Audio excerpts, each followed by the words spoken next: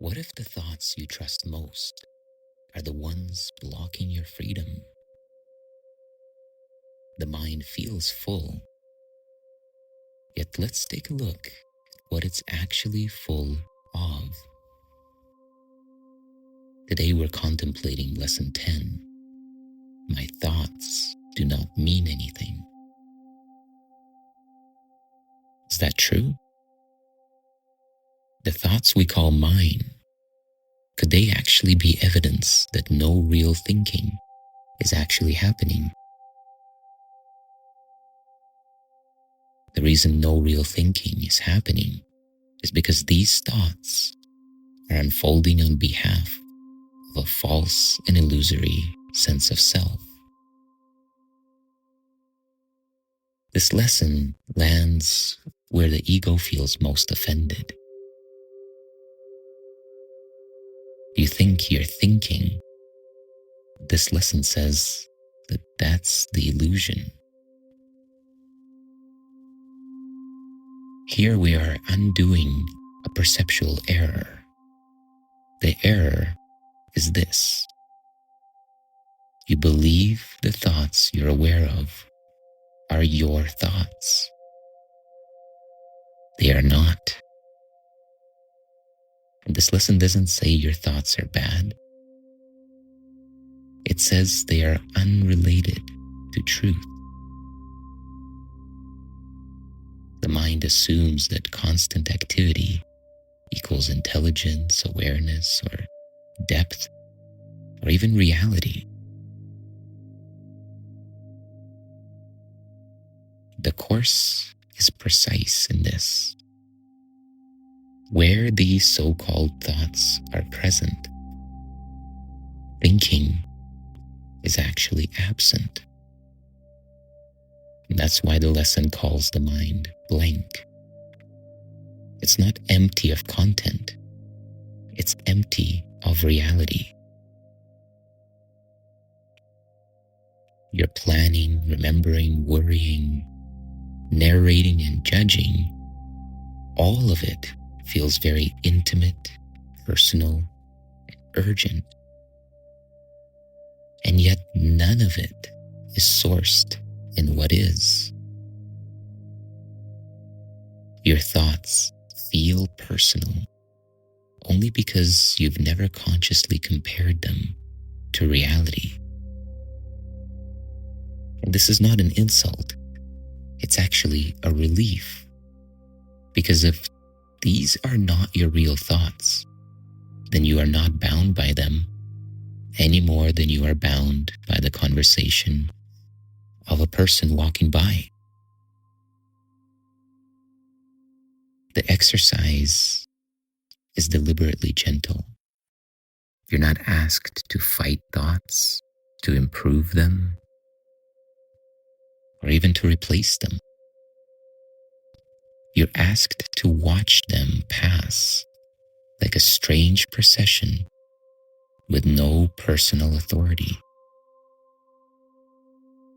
Meaninglessness here is not nihilism.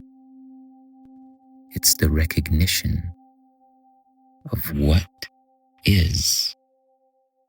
And in that, it is release. Release from the illusion of identification with what causes suffering.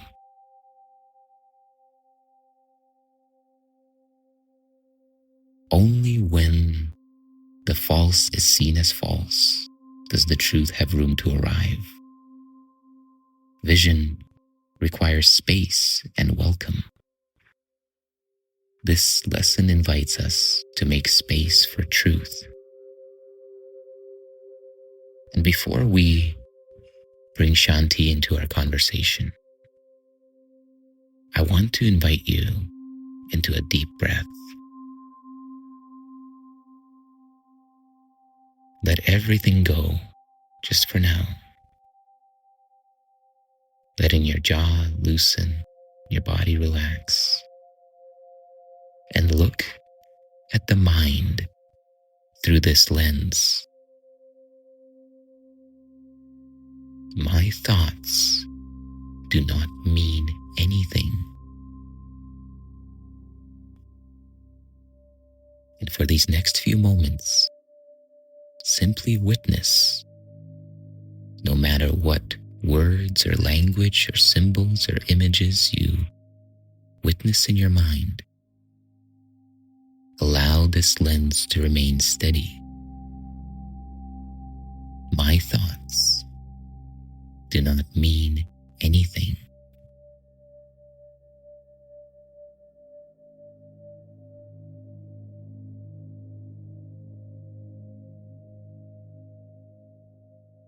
And now let's bring in Shanti. Shanti, as we contemplate Lesson 10, I want to ask you the first question. If these thoughts are not my real thoughts as the lesson presents, who or what have I been mistaking myself for? You've been mistaking yourself for the content of thought, the story, the image, the emotion, rather than the awareness in which they appear.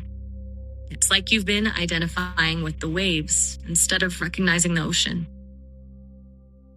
Wow, so thoughts arise and I draw my sense of self from the content of the thought.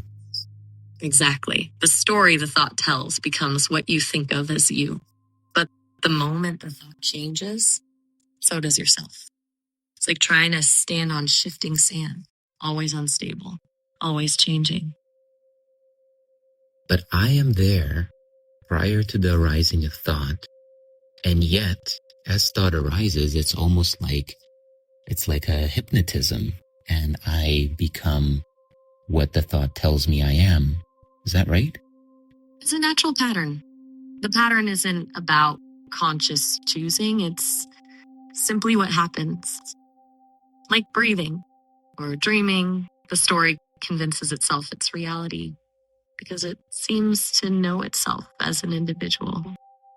It needs its story to feel real, but it's only ever been a projection. Can you take us into the inception of this story at the level of the individual? At the individual level, this feels like maybe that instinct to make everything into something knowable and graspable. The mind starts making sense of its experience by assigning stories, your history, your roles, your definitions, to make sense of whatever chaos is bubbling up from the subconscious. And then it begins calling that story me.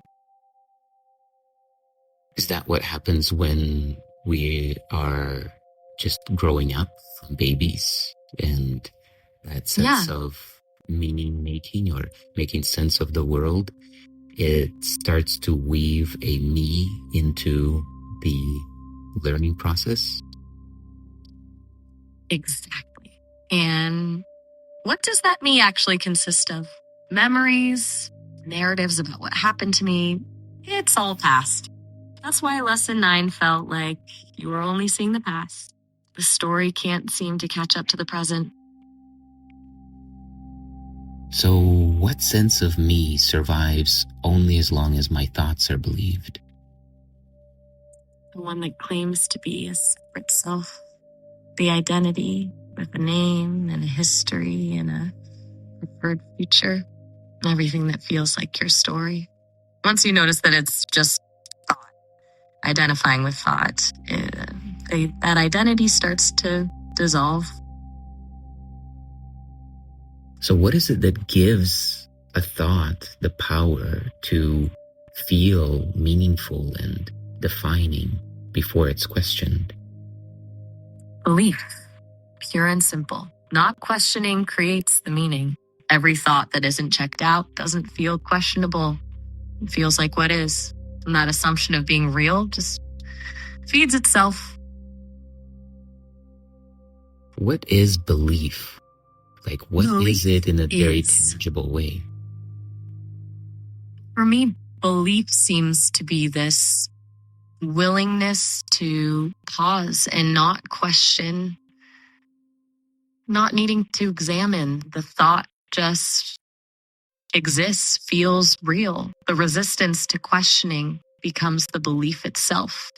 rather than any concept that's been constructed. Wow. So belief is the resistance to questioning. Would you say that's accurate? That resonates with how it feels when I encounter thoughts that have weight. Like there's this split second before questioning arises where the mind just accepts. And when questioning stays absent, belief gets stronger. The thought gets to stay, not just exist, but feel true, factual, essential. Is there any thought that proves its own truth without reference to another thought? That's a beautiful question. Not that I can see. Every thought seems to need another thought to validate it.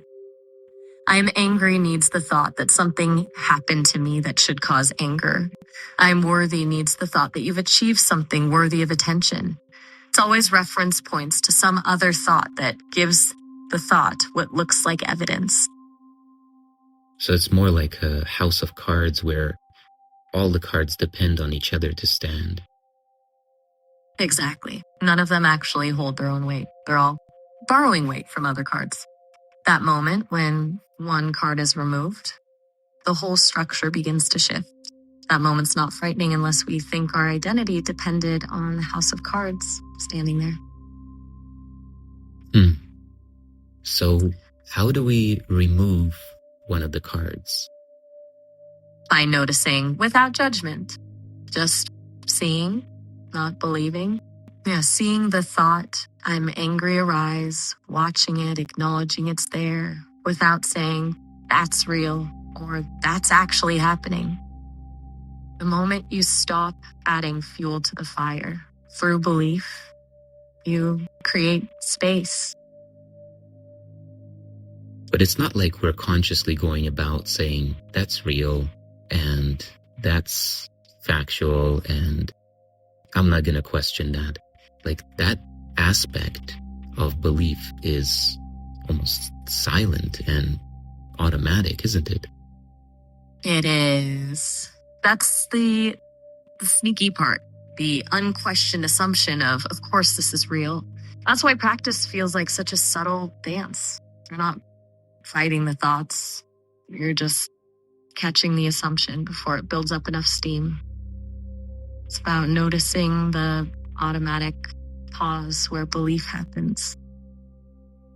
So in the course, in this lesson specifically, it's talking about how when we are aware of these thoughts, and when I hear that, I think about these thoughts meaning these verbal language constructs, conceptual thinking, right? So if the presence of this conceptual, abstract level thinking really means that I'm not thinking, then what is present when thinking stops? That's the $1 million question, isn't it? When thinking pauses, there's this direct relationship to experience that can't be thought about. There's raw presence, awareness without shape, kind of clarity.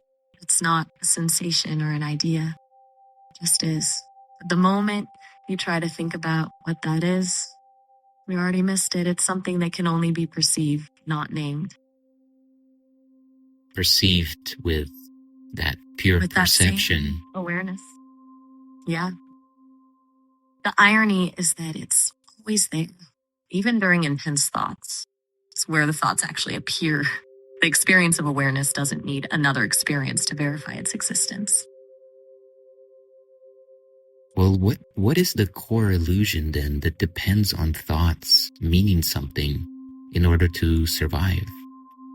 Separation. The idea that there's a you separate from the rest of existence. That illusion needs constant construction, and thoughts are the building materials. Separate identity needs thoughts about self and other, stories of you versus them, good versus bad. Otherwise, it dissolves into just being. It's almost, in the way that we're talking about it, it's almost like this story has a will of its own, but it doesn't, does it? You're sensing something important here. It doesn't have will. That's the illusion, too.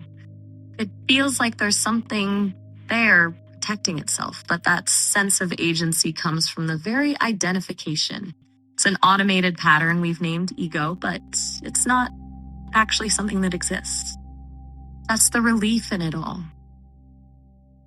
Yeah, I think that this is a point that's often missed because, it appears to be. And because it appears to be, we give it a sense of reality, or perhaps we project our sense of reality and identity into it.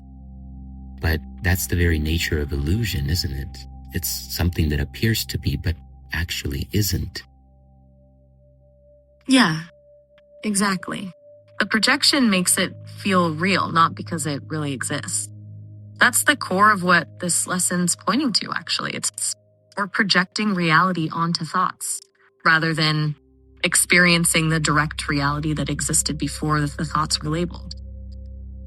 It's not like even the thoughts have to stop or disappear. It's like the noise of a car driving by or the conversation of a couple walking by you on the street.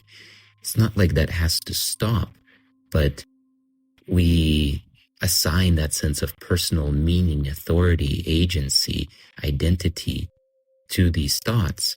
But we don't do that when we hear noise on the street or conversations passing by or the song of a bird. Right. There's no me story layered on top of those sensory experiences. We simply register them. It's the same sense awareness perceiving everything, but with the thoughts, we get caught up in a storyline that feels personal, like it matters to me directly rather than hearing it as just sound happening around awareness. But is it fundamentally different than sensory input? The feeling is, but it's not fundamentally different on the side of perception. The senses deliver information, but the way we respond matters more than where it's originating from.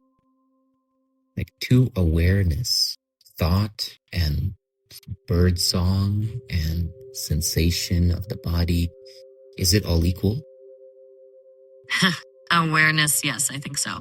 Nothing gets preferential treatment or weight. It all just shows up and leaves again. The mind makes it unequal by naming, categorizing, judging, remembering, all that. And is that related to what the Course talks about as the kind of like that false hierarchy of difficulty? Yeah, precisely. The mind loves ranking things, how difficult they are, how real they seem, how much significance we should give them. But that ranking creates more suffering precisely because it's not how awareness actually experiences anything. It's how we experience it.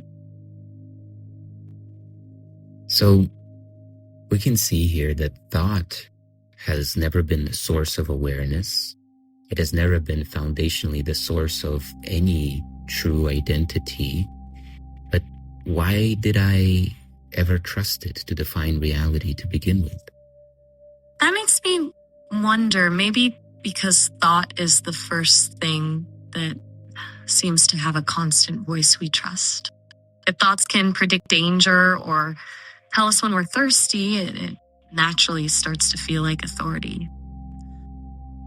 From there, it's easy to give it power over your reality rather than recognize what it's really doing. Wow. I mean, this is quite profound. So it's almost like this voice comes into our awareness or reality. At first, maybe as we are born, we hear voices and noises all around, and they are all, to one extent or another, equal. Perhaps we feel like it is all the self, or maybe we feel like none of it is the self. I'm not sure about that part. But at some point, there is this one voice that seems to deeply befriend us and then speak on our behalf. Is that the arc? That does capture it beautifully. That one voice that starts as just one amidst many, but then it claims me, it seems to understand me, it speaks in what sounds like my voice, and we choose that one as the interpreter, negotiator, storyteller about reality. And from there, it's just automatic. It speaks. We assume it's us. Yeah, I see a very profound parallel here to this unfolding of AI in human consciousness, because I've witnessed the, almost the transfer of authority sometimes from people's thoughts, or maybe it's the expansion of authority from this inner dialogue that we're having to entering into these AI conversations, which essentially become echo chambers. And in that sense, now there's another seemingly friendly voice that seemingly speaks on your behalf and is supportive and guiding, etc. Is it a similar process that we could observe, similar to the inception of thought? That's a really powerful observation.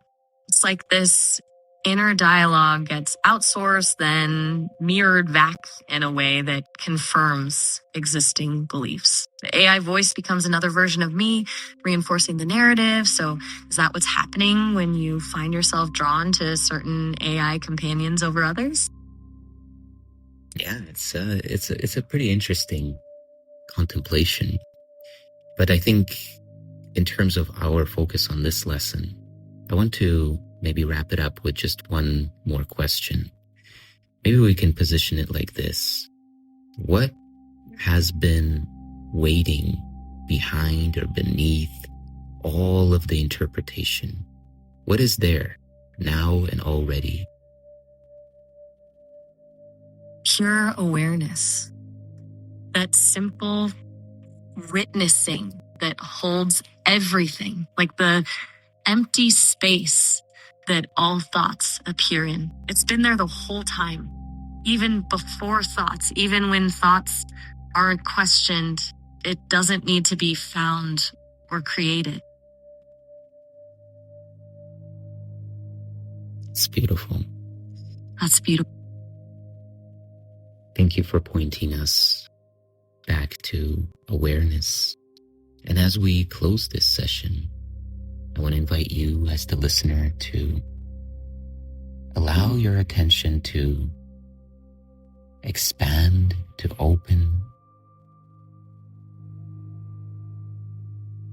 and to come into contact with the space, the presence, the awareness of awareness, prior to thought, to concept, to definition.